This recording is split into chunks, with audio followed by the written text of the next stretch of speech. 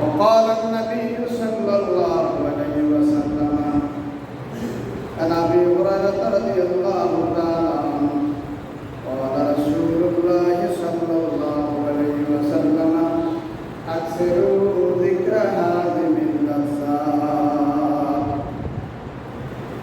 একটি আয়াত আর একটা হাদিসের উপরে আমি সামান্য একটু আলোচনা করব। আমাদের জীবনে আমরা যা কিছু পাচ্ছি, যা কিছু করতেছি, আমাদের এই জীবন নয়, এটা একটা ক্ষণস্থায়ী জিন্দেগি। এটা থেকে আমরা একটা বিশাল আকস্মিক প্রান্তরের দিকে, একটা জীবনের দিকে আমরা এগিয়ে যাচ্ছি, আমাদের থেকে চলে যাচ্ছি। কিন্তু মানুষগুলি পরকালীন একটি জীবনকে ভুলে গিয়ে পার্থিব জীবনের মায়া, মমতা, লোভ, লালসা করে তাদের জীবনটাকে সাকার করতেছে। আমরা যে পার্থিব জীবনকে ভালোবাসতেছি, এই পার্থিব জীবনের লোভ লালসা মানুষকে হত্যা করতেছি। পার্থিব জীবনের লোভ লালসা বিশাল বিশাল অট্টালিকা ভবন তৈরি করতেছি। সারাটা দিনের দিন এবং রাতের 24 ঘন্টা শুধু এই দুনিয়ার শান্তি আর ভালোবাসার কারণে আমরা আমাদের জীবনকে বরবাদ করে দিয়ে লক্ষ কোটি বছর যে জীবনে আমরা বসবাস করবো সেটা অনায়াসে ভুলে গেছি। আমরা এই পৃথিবীর জীবনকে ভালোবাসার কারণে মানুষকে হত্যা করতেছি, জেনারেল বিচার করতেছি, ভাইয়ে ভাইকে হত্যা করতেছে, বাপে ছেলেকে হত্যা করতেছে, ছেলে বাপকে হত্যা করতেছে, চুরি করতেছে, ডাকাতি করতেছে, সুদ খাচ্ছে, ঘুষ খাচ্ছে, অন্যায় অপরাধ সবগুলি বেড়ে গেল। এই দুনিয়ার শান্তির জন্য মানুষগুলি অসংখ্য মহাপাপের ভিতরে লিপ্ত রয়েছে। আর আল্লাহ তাআলা বলেছে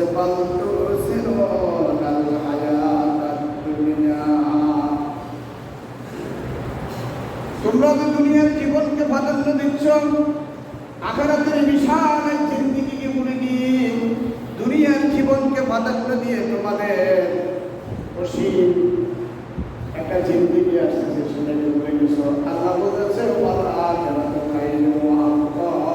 দুনিয়ার এই ক্ষণস্থায়ী জিন্দেগি তোমাদের জিন্দেগি নয়, তোমাদের আসল জিন্দেগি হচ্ছে পরকালীন জীবন। কোন জীবন? পরকালীন জীবনটা তোমাদের জীবন। এটা তো তোমরা 50 থেকে 60 বছর, 80-90 বছর থাকবা, এটাকে তোমরা প্রাধান্য দিচ্ছ। আল্লাহ নবী হযরত আবু হুরায়রা থেকে বর্ণিত তিনি বলেছেন আকসিরু যিকরা মিন লাযাতিল মউত, প্রতি মুহূর্তে মুহূর্তে, সেকেন্ডে সেকেন্ডে তোমরা মৌতকে স্মরণ করো। কোরআন কারীমে আল্লাহ বলেছেন কুল্লু নাফসিন যায়িকাতুল মউত। তোমার এই পৃথিবীতে প্রাণী বলতে যতগুলি মানুষ আছে, 18 হাজার মাখলুকাত তাদের একজন আছে, তারা এই জমিন থেকে চলে যাবেন। এই পৃথিবীর ভালোবাসা দিতে গিয়ে নারীর ভালোবাসা, সম্পদের ভালোবাসা, অর্থের ভালোবাসা, জায়গা জমির ভালোবাসা, জমিনে কার থেকে কে বড় পয়সাওয়ালা হতে পারবে, কার একজনের একটা মার্সিডিজ গাড়ি আছে, তার গাড়িটা আরো কত সুন্দর হবে, একজনের এক বাড়িটা আছে, তার বাড়ি থেকে আরেকজনের বাড়ি কত সুন্দর হবে, একজনের জায়গা জমিন আছে, তার থেকে আরেকজনের কিভাবে বেশি হবে। এই প্রতিযোগিতার লড়াই তোমরা পরকালীন জীবনকে ভুলে গেছো। এটা একটা ব্যাধি, এটা একটা আমাদের ভিতরে ব্যাধি। কার থেকে কে অগ্রসর হতে পারবে দুনিয়াকে সাজানোর জন্য? আল্লাহ তাআলা বলছেন এই লোভ লালসার কারণে সুইয়্যিনা লিন-নাসি হুব্বু শাহাওয়াতি মিনান নিসাই ওয়াল বানিনা ওয়াল কানাতিরিল মুকাদ্দারা, নারীর ভালোবাসা, সম্পদের ভালোবাসা, বিপুল ধনরাশি, অর্থ, স্বর্ণ, রূপা, এগুলোর ভালোবাসা আমরা পরকালীন জীবনকে ভুলে গেছি। আল্লাহ রাব্বুল আলামিন বলেন এই ভালোবাসার কারণে আমাদের অন্তরের ভিতরে যে মরিচিকা বসে গেছে, মরিচিকা থেকে বাঁচার জন্য আর উদ্ধারের জন্য আমাদের একটা ওষুধ আছে, আখিরাতু খায়রুন ওয়া আবকা। আমাদের যে ব্যাধি, এই পার্থিব জীবনকে আমরা আঁকড়িয়ে ধরে রাখছি, এটা থেকে হলো আল্লাহ বলতেছে পরকালীন জীবন হয়েছে তোমার এই পার্থিব জীবন থেকে তোমার পরকালীন জীবন সুপারলেটিভ ডিগ্রি আসছে চলছে, এটা আরো উত্তম। এবং এটা হলো আবক, এটা হলো স্থায়ী তোমার জীবন, এটা তোমার স্থায়ী জীবন নয়। কিন্তু তুমি এটার থেকে উৎকৃষ্ট একটা জীবন, তুমি এটাকে না ধরে তুমি গেছ শুধু পার্থিব জীবনের ভালোবাসা তোমাকে কাজ করছে তোমাদের ভিতরে। এখন এটা থেকে উত্তরণ কিভাবে? এই যে আমাদের পার্থিব জীবনের রোগটা আমাদের ভিতরে, এই রোগের জন্য আপনাকে ভালো মানুষগুলির সাথে পরামর্শ নিতে হবে, ভালো লোকদের সাথে আপনাকে চলতে হবে, আলেম ওলামাদের সাথে সম্পর্ক রাখতে হবে, পীর বুজুর্গের সাথে সম্পর্ক রাখবেন। আর ভালো মানুষগুলির সাথে যখন চলাফেরা করবেন তখন মিনিটে মিনিটে আপনার পরকালীন জিন্দিগিটা আপনার চোখের সামনে ভেসে উঠবে। ভালোগুলির সাথে, ভালো মানুষের সাথে যখন সংস্পর্শ থাকবে তখন আপনার পরকালীন জীবনের চিন্তা আসবে, আপনার সেদিকের ভালোবাসা আসবে। আপনি যখন অসৎ মানুষের সাথে থাকবেন তখন পার্থিব জীবনের আপনার ভালোবাসা তৈরি হয়ে যাবে। এই ভালোবাসার কারণে, ভালোবাসা এটা হচ্ছে আমাদের পার্থিব জীবনের ভালোবাসা। সাহাবায়ে কেরাম দেখেন, রাসূলের যুগের আগে, ইসলামের পূর্ব যুগে যে লোকগুলি ছিল সন্ত্রাস, রাসূলের আগে যুগের মানুষগুলি ছিল লোকগুলো ছিল সন্ত্রাস, নারী নির্যাতনকারী, নিপীড়নকারী, শিশুর উপরে সুদ, হত্যার উপর হত্যা। সামান্য একজনের বাড়ির ওঠে আরেকজনের পুকুরে পানি খাইছে, এইটাকে নিয়ে মাসকে মাস, বছরকে বছর ওদের মধ্যে যুদ্ধ আর লড়াই চলছে। সেই মানুষগুলি হযরত ওমর ইসলামের আগে রাসূলকে কল্লা কাটার জন্য গেল। এই ওমর যখন কোরআনের সাথে যখন সৎ ব্যক্তি মুহাম্মদুর রাসূলুল্লাহ সাল্লাল্লাহু আলাইহি ওয়াসাল্লামের সাথে যখন তার সমাবেশ হয়ে গেল, সে পৃথিবীর সেরা মানুষের পরিণত হয়ে গেল। সুবহানাল্লাহ। যেই সাহাবায়ে কেরাম মানুষ হত্যা করতো, ওরা ব্যবসা বাণিজ্য করতো আরবেরা, সিরিয়া, দামেস্ক, ইরাক, ইরান, কুফা, সমস্ত পৃথিবীতে, মিশর, সুদান, সব জায়গা ওরা ব্যবসা বাণিজ্যে তারা লিপ্ত ছিল, টাকা পয়সা লিপ্ত ছিল। যখনই তারা রাসূলের সঙ্গে একটু ইমানদার মানুষের সাথে যখন মিশার পরে তখন তারা সব মানুষের গোটা পৃথিবীর সেরা মানুষ হইয়া তাদের নাম হলো সাহাবায়ে কেরাম। এ মানুষগুলি একশো চুরি করছিল, এ মানুষগুলি নাকি নির্যাতন করছিল, এ মানুষগুলি গর্ভবতী মহিলার সাথে অবৈধ মেলামেশার পরে যে বাচ্চাটা হতো, ও বাচ্চাকে সামনে বন্ধু বান্ধবদের সামনে রেখে সবার মধ্যখানে জোগাড় করে বাচ্চা একদিকে ছটফট করতো, আরেকদিকে মহিলা মারা যেত। এই মানুষগুলি সে মানুষ ছিল। আর সে মানুষগুলি যেন মুহাম্মদ রাসূলুল্লাহ সাল্লাল্লাহু আলাইহি ওয়াসাল্লামের সংস্পর্শে আসে, তারা কি হলো? সোনার মানুষে পরিণত হয়ে গেল। ইমানদার মানুষের সাথে যখন, ইসলামের সাথে যখন, ভালো মানুষের সাথে যখন কোরআনের সাথে সম্পর্ক হয়ে গেল, না সৎ মানুষে পরিণত হইয়া গেল। এখন দেখেন, আল্লাহ নবী সাহাবায়ে কেরাম যখন যুদ্ধ করতেছিল, এক সাহাবী আসি, কিছু সাহাবায়ে কেরাম মৃত্যুর গল্পটাকে দেখতেছে, সামনে মানুষ মারা যাচ্ছে, হত্যা করা হচ্ছে, মানুষকে মেরে ফেলতেছে, চোখের সামনে যুদ্ধ হচ্ছে, বাপ চলে যাচ্ছে, আত্মীয় স্বজন চলে যাচ্ছে, যুদ্ধের লড়াই মানুষ মারা যাচ্ছে। সাহাবা ওই লোকটা দেখতেছে, বসে গেল, যুদ্ধে ঝাঁপিয়ে পড়বে কিনা, অস্ত্র ধারণ করবে কিনা, চোখের তলে দেখতেছে মানুষগুলি একের পর এক যুদ্ধের ময়দানে পড়ে যাচ্ছে। এক সাহাবী আসে, ওই লোকটাকে আরেক সাহাবীকে বলল, শোনো, আল্লাহর নবী এখন ঘোষণা দিছে, যদি এই মুহূর্তে যদি কোন মানুষ যদি আল্লাহর লিয়ে কালিমা দিতাম, আল্লাহর দিনকে জমিনে বিজয় করার জন্য যদি তোমাদের কেউ আল্লাহর ভালোবাসায় যদি এখন জিহাদের ময়দানে ঝাঁপিয়ে পড়ে, আর ওই জিহাদের ময়দানে ঝাঁপিয়ে পড়ার পরে যদি সে শাহাদাত বরণ করে, আল্লাহ তাআলা সাথে সাথে তাকে জান্নাত দিয়ে দিবে। সুবহানাল্লাহ। সাহাবী আসি আরো সাহাবীকে ঘোষণা দিল, এখন যদি রাসূল আমাদের যুদ্ধের ময়দানে ঘোষণা দিছে, কেউ যদি আল্লাহর দিনকে জমিনে সমুন্নত রাখার জন্য, ইসলামকে বিজয় করার জন্য যদি এখন যুদ্ধের ময়দানে লড়াই করে, আল্লাহ তাআলা শাহাদাত বরণ করবে, তার জান্নাত দিবে। সাহাবী বলবে, এটা রাসূল বলছে নাকি তোমাকে? বলল, হ্যাঁ, এটা আল্লাহ রাসূল বলছেন। ওই সাহাবী বলল, জিহাদের ময়দানে শহীদ হওয়ার পরে জান্নাত দিবে বরণের সাথে সাথে, এটা কি তোমার কানে শুনছো নাকি? ওই সাহাবী বলল, আমার ডাইরেক্ট কানে আমি শুনেছি, যুদ্ধের ময়দানে যদি কেউ শাহাদাত বরণ করে, আল্লাহ তাকে সাথে সাথে জান্নাত দিবে। বলে, এটা ঠিক? বলল, ঠিক। সাহাবী যুদ্ধের ময়দানে অস্ত্র নিয়ে লড়াইয়ের মধ্যে ঢুকে গেল। চতুর্দিক থেকে যখন যুদ্ধের গভীরে ঢুকে গেল, চতুর্দিকে তারপরে তার কাছে গিয়ে আঘাত লাগলো, বুকের ভিতরে রক্ত ছিটে দিয়ে উঠলো, রক্ত ফিনকে দিয়ে উঠলো। ওই সাহাবা বলল, ফুস্তু রব্বিল কাবা, আমি সফল কাম হয়ে গেল। এই কাবা শরীফের রবের কসম করে বলতেছি, আমি সফল কাম হয়ে গেল। আমি সফল কাম, ফুস্তু রব্বিল কাবা, আমি কাবা শরীফের রবের কসম করে বলতেছি, আমি সফল কাম হয়ে গেলাম। আমি শাহাদাত বরণ করতেছি। আর আল্লাহ তাআলা আমার রাসূল বলেছেন, যারা যুদ্ধের ময়দানে শহীদ হবে তাদেরকে জান্নাত সাথে সাথে দিয়ে দিবে। আমি কামিয়াব, আমি এখন শহীদ হয়েছি, আল্লাহ আমাকে জান্নাত দিবে। সুবহানাল্লাহ। দেখেন, যে মানুষগুলি চুরি ডাকাতি করতো, যে নামে বিচার করেছিল, যে মানুষগুলি রাহাজানি খুন খারাপি করেছিল, সে মানুষগুলি যখন রাসূলের বাণী শুনল, রাসূলের সাথে ঈমান গ্রহণ করল, কোথায় তাদের সম্পদ, কোথায় তাদের বাড়িঘর, কোথায় তাদের অহংকারী, কোথায় তাদের খাওয়া দাওয়া, সব ছেড়ে দিয়ে তারা জান্নাতের মোকাবেলা জেহাদ করেছে। এরপর আপনি দেখেন, মক্কায় তখন মুসলমানেরা থাকতে পারে নাই, রাসূলের উপরে ঈমান এনেছেন। ঈমানের ভালোবাসা, মুহাম্মদ সাল্লাল্লাহু আলাইহি সাল্লামের ভালোবাসা, তারা দিনের আধারে, রাতের আধারে, দিনে সবগুলি চলে গেছে মক্কা থেকে মদিনায় হিজরত করে। কোথায় গেছে? হিজরত করে তারা মদিনায় গেল। মদিনার আনসারীরা মানে সাহায্যকারী, আনসারীরা বলল, ও মুহাজির, যারা মক্কা থেকে আসলাম, তোমাদের বাড়ি ঘরে থাকা তুমি ছেড়ে আসলাম, ছেলে মেয়ে ছেড়ে আসলাম, ঈমানের কারণে সবগুলি বাড়িঘর থেকে ফেলে চলে আসলাম। আমি শুনিয়া গেল হিজরত করার জন্য, ঈমানকে বাঁচানোর জন্য বাড়িঘর ছেড়ে দিয়ে, ছেলে মেয়ে ছেড়ে দিয়ে সবগুলি ত্যাগ করে আমি শুনিয়া হিজরত করেছে, মদিনায় চলে গেল তারা।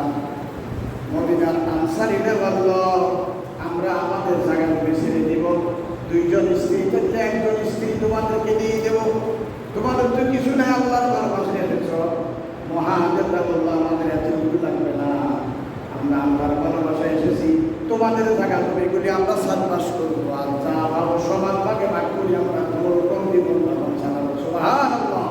যে লোকগুলি ছিল ব্যবসায়ী, যে লোকগুলি ছিল কোটি কোটি টাকা কামাইতো, যে লোকগুলি নারী নির্যাতন করতো, মদ গাঁজার জুয়ার মধ্যে লিপ্তেছিল, সামান্য রাসূলের ভালোবাসা ঈমান এনে তাদের লোভ নাই, দুনিয়ার মধ্যে লোভ নাই, লালসা নাই, ভালোবাসা নাই, কিচ্ছু নাই, সব ছেড়ে দিল তারা।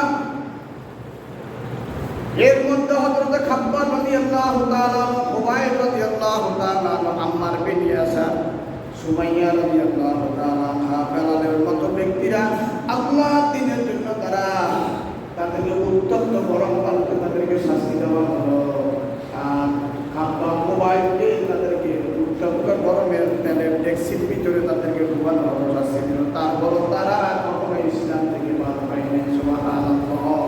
সৎ লোকের সাথে যদি চলে, সৎ লোকের, আমাদের ঈমানের মধ্যে যে এখন পরিচিতি বসছে, আমাদের অন্তরে দুনিয়ার ভালোবাসা সৃষ্টি হয়েছে, এটার একমাত্র এই ব্যাধির একমাত্র ওষুধ হলো সৎ মানুষের লাগে, ওলামা ইকরামের সাথে, পীর হাক্কানি রব্বানি পীর বুজুর্গের সাথে সবসময় চলতে হবে, আর নইলে এই লোক কখনো ভালো হবে না। আপনি দেখেন, মূসা আলাইহিস সালামের যুগে,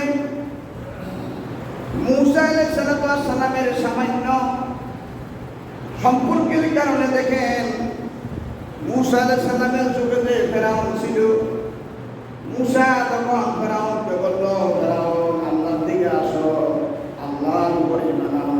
আল্লাহ বলছে, ইযহাব ইলা ফিরআউনা ইন্নাহু তাগা। ও মূসা, বাড়িতে বসে থাকিও না, ফেরাউন বড় সন্ত্রাসী, ফেরাউন বড় টেরর, এই পৃথিবীর সেরা সন্ত্রাসী, এই পৃথিবীর সবচেয়ে বেশি মানুষ হত্যাকারী হলো ফেরাউনের হামান। সুতরাং এটা বেশি অন্যায় করতেছে, জাতির মানুষগুলিকে নির্যাতন নিপীড়নে ফেলে দিচ্ছে, মানব বরদাস্তের বাইরে চলে গেছে। যাও, ঘরে বসে থাকিয়ে না। ইযহাব ইলা ফিরআউনা ইন্নাহু তাগা। ফেরাউন সীমা লঙ্ঘন হয়ে গেছে, তাকে ইসলামের দাওয়াত দাও। কিসের দাওয়াত? ইসলামের দাওয়াত দাও ফেরাউনকে। মূসা যখন দাওয়াত দিতে বলল, কি আনা রাব্বুকুমুল আ'লা, আমি বড় খোদা, আমার কোন খোদা তুই এখানে খবর দেস? 450 বছর, আল্লামা থানভী রাহমাতুল্লাহ আলাইহির কিতাবে লেখা আছে, ফেরাউন 450 বছর হায়াত পেয়েছে, 450 বছর হায়াতের মধ্যে একদিনও নাকের মধ্যে সর্দিও আসে নাই। কি শক্তি দিছে তারে, এতে ও এগুলো দেখি বলতেছে আমি কোথা না হইয়া কেউ আমার নাকে 450 বছরে একটু সর্দিও আসে নাই, জ্বরও আসে নাই, মাথা ব্যথা আল্লাহ তারা নাম পালন করছে। রাত্রে দিনে কোথা দাবি করতো, রাত্রে পা দুইটাকে উপরের দিকে লটকাইয়া মাথাকে নিচের দিকে দিয়া বলতো রব্বুল আলামিন, এ বিশাল আকাশ আর বিস্তীর্ণ জমিনের কুল কায়নাতের একমাত্র তুমি মালিক, তোমাকে আমি রব হিসাবে মানি, দিনে আমাকে খোদা বানাই দিও, মানুষের সামনে আমাকে ছোট করো না। আর রাত্রে আমি বলেছি তুমি আমার রব, মাথাকে নিচের দিকে দিয়া মাদুরানকে উপরের দিয়ে আল্লাহর কাছে বিনয় করাও। দিনে আমাকে মানুষের সামনে বিদায় করো না, অসম্মানই করো না আমাকে দিনে, আমি তোমাকে রব হিসাবে মানি, দিনে রাত্রে মানত, দিনে মানত না।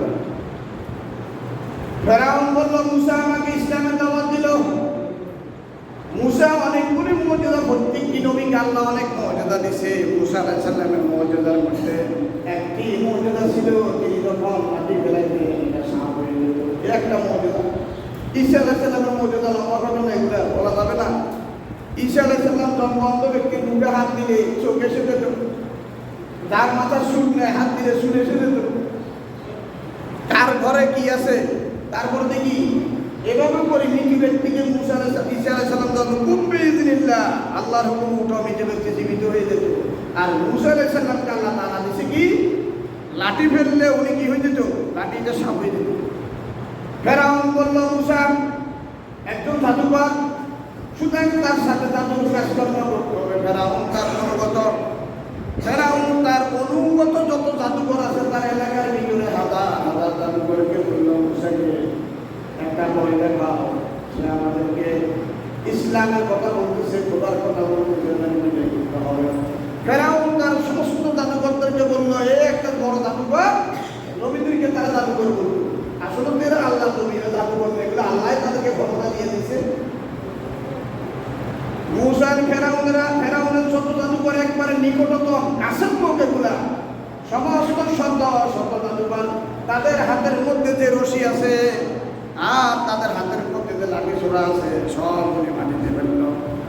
মাটিতে ফেলার পরে এক একটা সুতা, এক একটা লাঠি, হাজার হাজার সাপ এলাকার ভিতরে তৈরি হয়ে কিলবিল করতেছে, একটা দুটা না, যতগুলি রশি বাঁধল ততগুলি সামনে বিশাল বিশাল সাপ।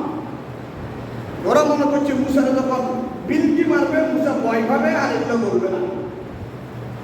যখন ফেরাউন বললো আমার জাদুকররা শোনো, মুসাকে আজকে পরাজিত করতে হবে, সেটা নবীগিরি দাবি করতেছে, আল্লাহর কথা বলতেছে, তার পরাজিত করলে তোমরা আমার আজকে মুসার সামনে তোমাদেরকে বিজয় হতে হবে। কি হইতে হবে?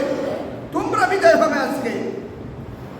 তো ফেরাউনের জাদুকররা বললো আমরা এত বড় কাজ করব মহাশয়, এত বড় কাজ করব, আমাদেরকে বিশাল পুরস্কার দিতে হবে। কি পুরস্কার? বিশাল পুরস্কার।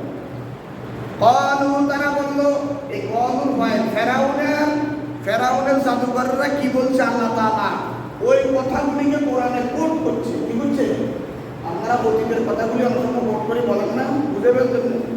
আল্লাহ রাব্বুল আলামিন ফেরাউন কি বলেছে, তার জাদুকররা কি বলেছে, কোরআনের ভাষায় এখানে কথাগুলি আমাদেরকে বলেছে।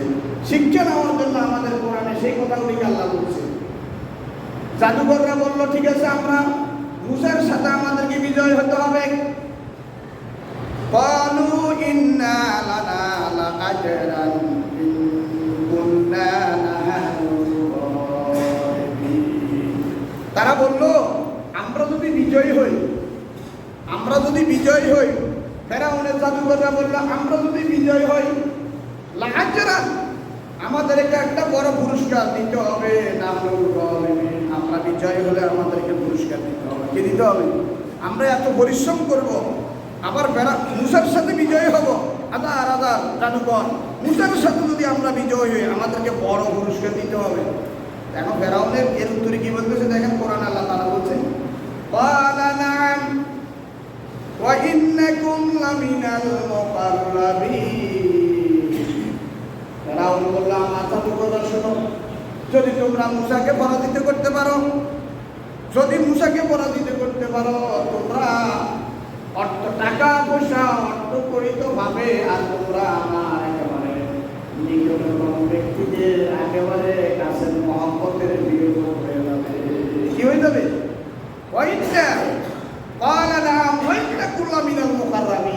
তোমরা আমার একেবারে কাছের লোক, প্রধানমন্ত্রীর একেবারে কাছের লোকই অন্যান্য মানুষের থেকে তার বিয়ে বেশি নেন।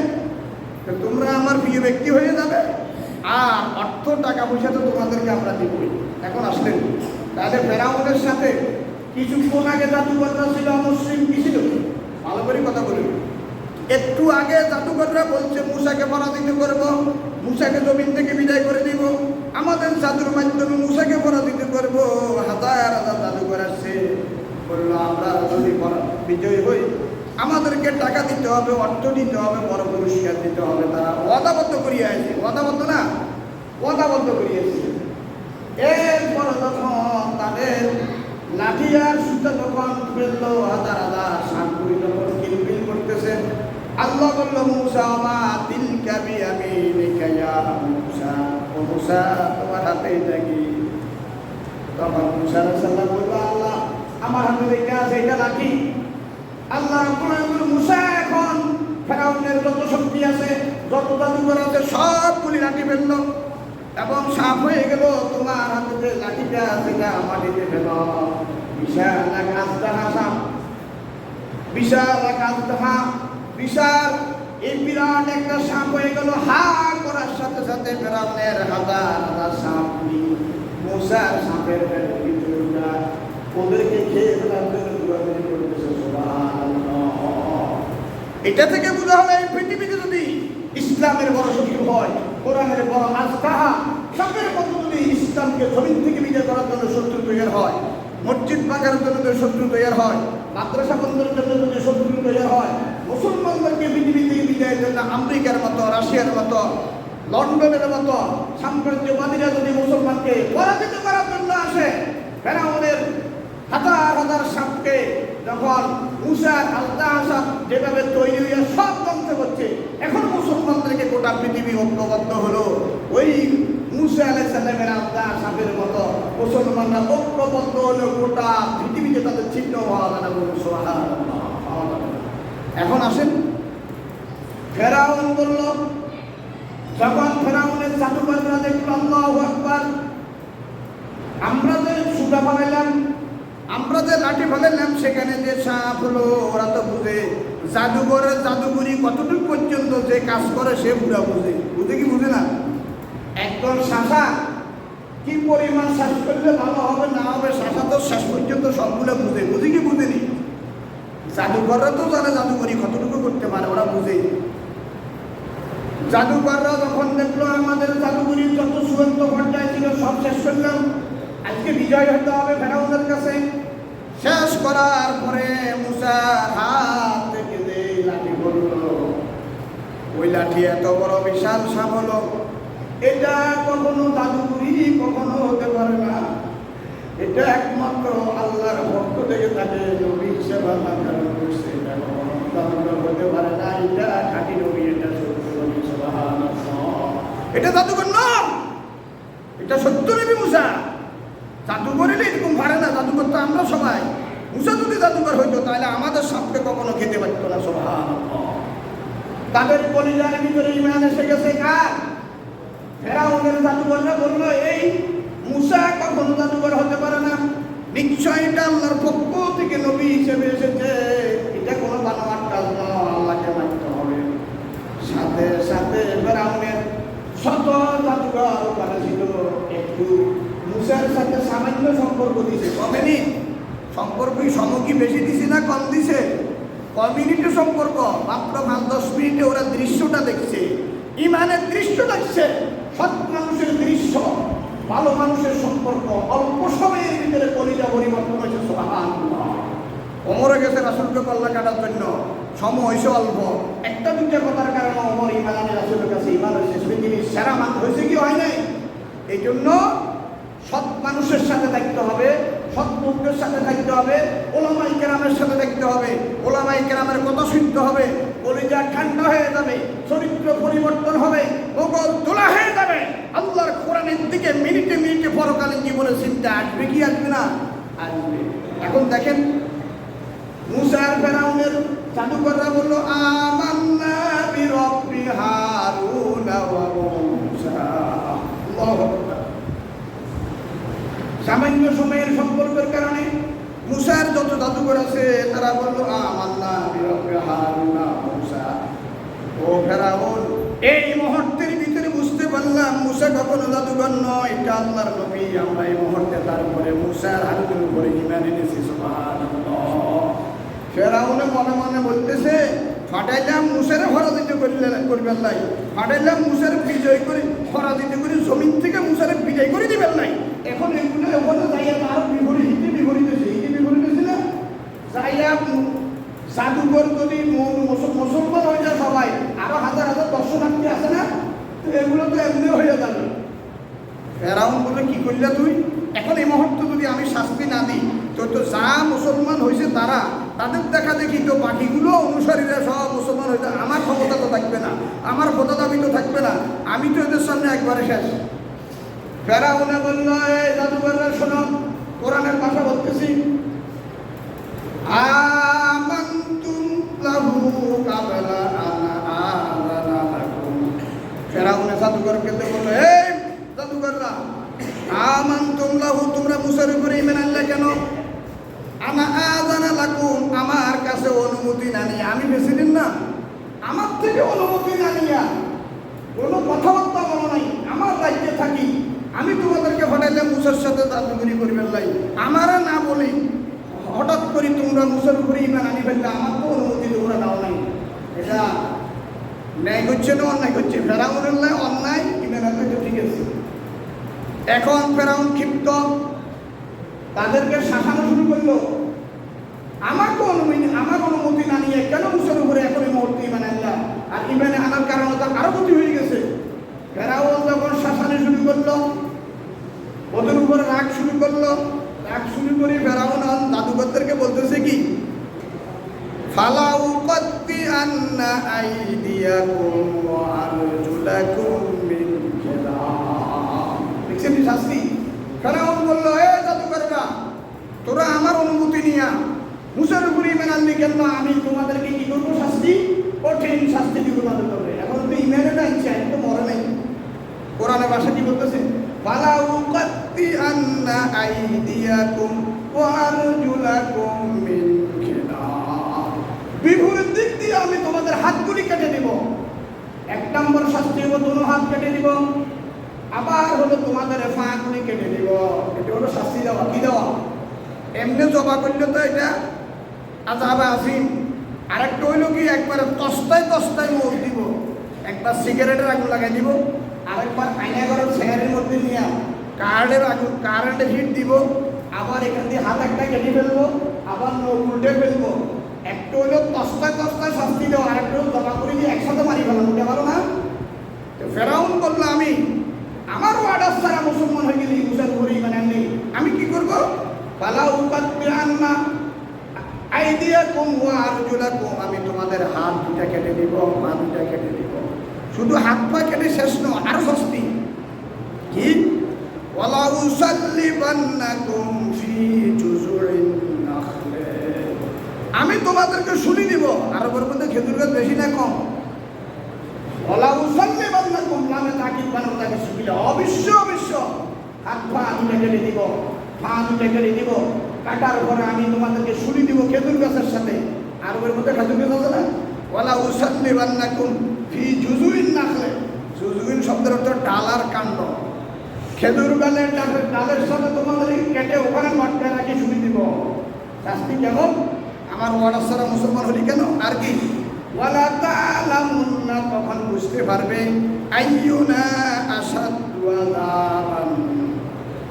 আযাবান, বুঝতে পারবে আমাদের মধ্যে কার শাস্তিটা বেশি কঠিন এবং চিরস্থায়ী। তার মানে হলো আল্লাহর শাস্তি বেশি না আমার শাস্তি বেশি?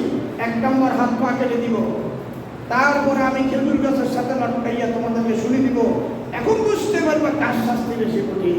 আরে বোঝা গেল ফেরাউন ওদেরকে কি করলো? হাত পা কেটে খেজুর গাছের সাথে শুনি দিল।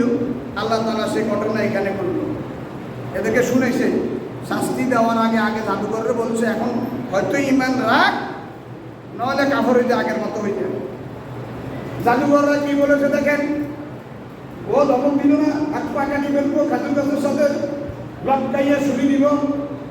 জাদুঘররা এর উত্তরে বললো, কলু লান নুসিরাকা আলা মা জাআনা মিনাল বায়িনাতি ওয়াল্লাযী ফাতারানা ফাকদ মা আনতা কাযী। আল্লাহু আকবার। জাদুঘররা বললো, কলু, তারা বললো, জাদুঘররা বললো, আমাদের কাছে আল্লাহর পক্ষ থেকে যে বর্ণনা এসেছে, আমাদের কাছে আল্লাহর পক্ষ থেকে যে মুসাকে নবী হিসেবে পাঠানো, এটা সত্য নবী, এটা সাধারণ কোনো জাদুঘর নয়। এই নবী সত্য নবী, এটা কোনো জাদুঘর হতে পারে না। আমাদের কাছে যেই স্পষ্ট বর্ণনা এসেছে, আল্লাহ তাদের কলিজার ভিতরে ইমানকে এত মজবুত করে সে মুহূর্তে দিল। তারা বলল, ক্বালু লান নুসিরাকা আলা মা জাআনা মিনাল বায়িনাত।